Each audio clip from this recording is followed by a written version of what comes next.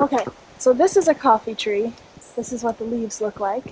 But this one is too young, so we're gonna have to go a bit up the gulch and try to find some more mature ones.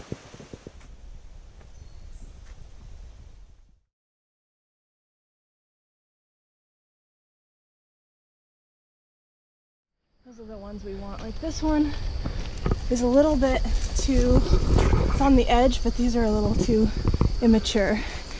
These are the ones that you want.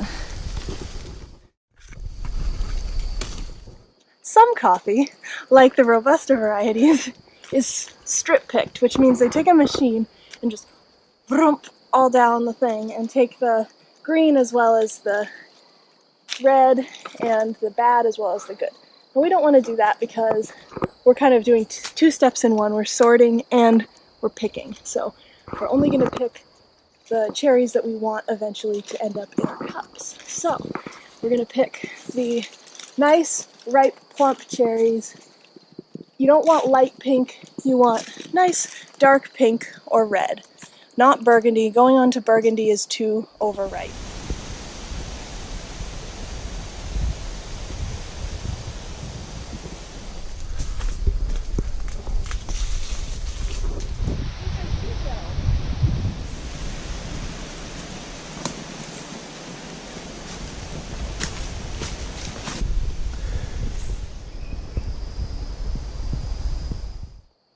So when you're processing coffee, there is going to be 3 layers that you want to get through in order to get to the beans. So the first layer is the red cherry, like you saw.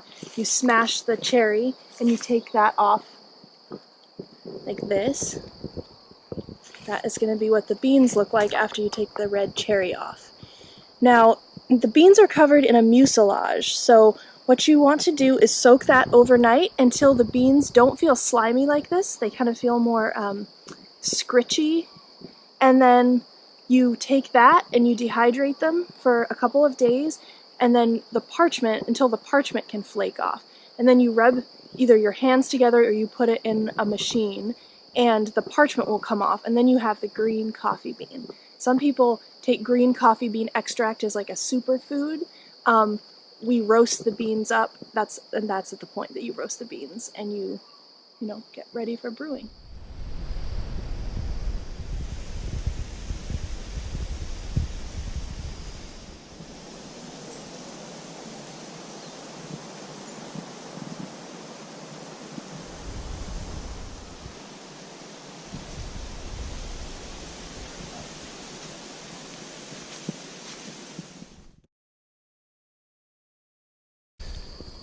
Some coffee, some coffee, some coffee.